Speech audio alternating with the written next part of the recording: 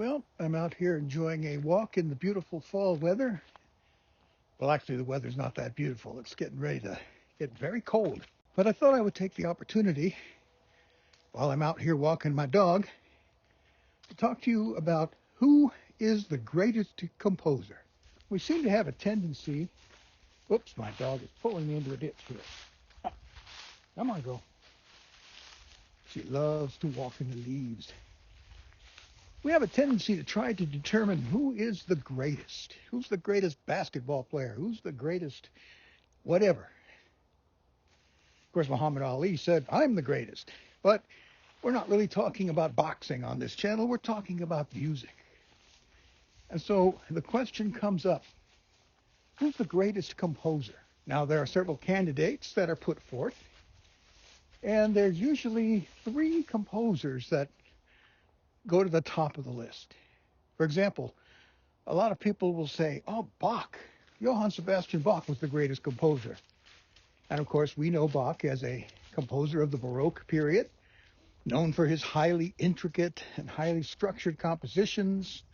He was much admired for his technical mastery of counterpoint and orchestration and music of great emotional depth and spiritual resonance. He wrote music that spanned a wide range of genres. He wrote choral music, orchestral suites, keyboard music, chamber music. A lot of people know him for his Mass in B minor, the St. Matthew Passion, the Brandenburg Concertos, the Goldberg Variations, and everybody knows Jesu, Joy of Man's Desiring. Bach had a tremendous influence on subsequent generations of composers and musicians, a profound influence. And his music continues to be studied, performed, celebrated around the world. I remember when I was in college, one question I had on a music history test was simply, write a biography of Bach. So some people say, yeah, Bach was the greatest composer. Well, what about Beethoven?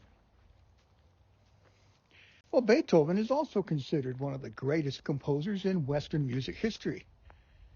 And his contributions to classical music, particularly in the transition from classical music to romantic music, well, once again, his music has had a profound and lasting impact on millions of people. Beethoven, of course, is famous for his 9 symphonies, his 32 piano sonatas, which many people consider just the height of piano music. He wrote string quartets, 5 piano concertos, and once again, his music is revered for its emotional depth, innovative use of musical forms, and powerful expression. And the later works of Beethoven are really amazing because by that time, the man was largely deaf and couldn't really hear what he was writing, but yet he wrote such complex and introspective music in his later years. And once again, Beethoven had a tremendous influence on many composers. And of course, his music continues to be extremely popular with audiences around the world. And so he was a significant composer, and many would consider him the greatest composer of all. But then, some people say, what about Mozart? We think he's the greatest composer. What a prodigious talent he was. A child prodigy with remarkable compositional skill, writing symphonies when he was still a child. And he also wrote music in a wide range of genres. And of course, that would earn him a place of honor in the pantheon of musical genius. He wrote symphonies, operas, concertos, chamber music, choral music. And his music, of course, is played and celebrated today. People love his melodies, harmonies, his structural brilliance. He wrote these famous operas like The Marriage of Figaro, Don Giovanni, The Magic Flute. Why, these are considered among the finest in the operatic repertoire. My dog has decided to stop and dig in the leaves here for a second. What are you doing, girl? Now, Mozart, of course, was another great composer who had an influence on subsequent generations of composers and eternal popularity with audiences around the world. I once made it a goal of mine when I was in college to learn to play all of the Mozart piano sonatas. I didn't really make it. But there are other composers who have their loyal fans. Made me think of the story of the famous cartoonist Charles Schulz, creator of Peanuts. And everybody knows the character he created, which is Schroeder.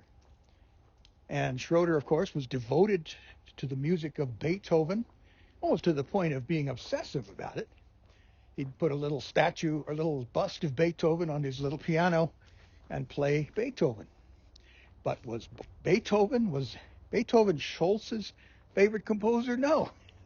He actually loved the music of Johannes Brahms. But he thought that Beethoven was a funnier name. Oh, we got to wait for this helicopter to go by.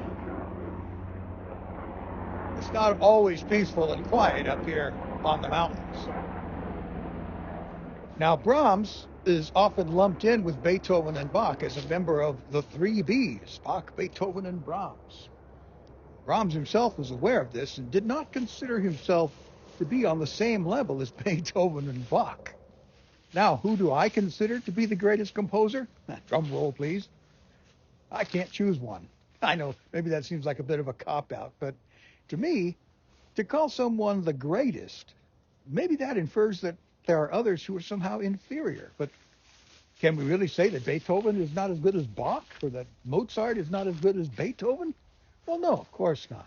Now, some writers have tried to get around this by compiling a list of their 100 greatest composers or the 50 greatest composers. But the problem is that even if you compile a list of 100 great composers, you're still going to leave out some great composers. There are many more than 100 that could be included in such a list.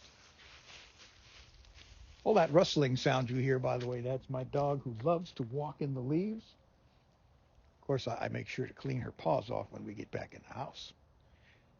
So what about composers who are not part of the Western music tradition? In case you're not aware of the definition, Western classical music, or sometimes we just call it classical music, that refers to the tradition of music that originated in Europe and has evolved over several centuries, encompasses a wide range of musical styles and forms, composed for orchestral, chamber, choral, solo instruments.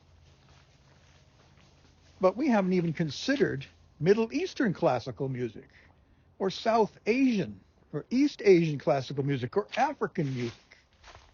And all of these genres have their own greatest composers. Not to mention, and I've even talked about this, great performers.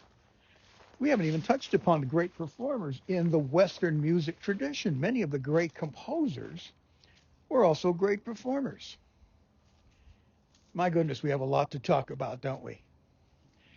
But we'll come back to that, come back to these topics in future videos. How you doing, Canina? That's my dog, Canina Bonita. So who is the greatest composer? Perhaps it would be better to ask, who's your favorite? Now for me, that changes depending on whose music I'm listening to. Sometimes I end up focusing on the music of a particular composer. Either somebody well-known like Beethoven, I'll go down the rabbit hole of listening to Beethoven piano sonatas, or somebody totally obscure. And I'll end up searching out their music for a time, and then I'll switch to another composer or another musical genre. I encourage you to listen to something new today. You know, we have a tendency to just keep listening to stuff that we're familiar with, but listen to something you've never listened to before, another classical composer, and maybe you'll find a new favorite. And if you do, tell me about him or her in the comments. And if you have a composer that's currently your favorite that you'd like me to talk about, tell me about him or tell me about her in the comments section. So, thanks for putting up with my little bit of rambling today, and I hope you've enjoyed some of this beautiful fall foliage out here. Fall, I don't know. It's just a beautiful place that I live. And of course, right now the leaves are coming down. The cold weather's coming in. Pretty soon it's going to be winter up here, and who knows, we might get a little bit of snow. Anyway, thanks for watching. I look forward to speaking to you in the next one. I'll probably be back in the studio where it's going to be a little bit warmer.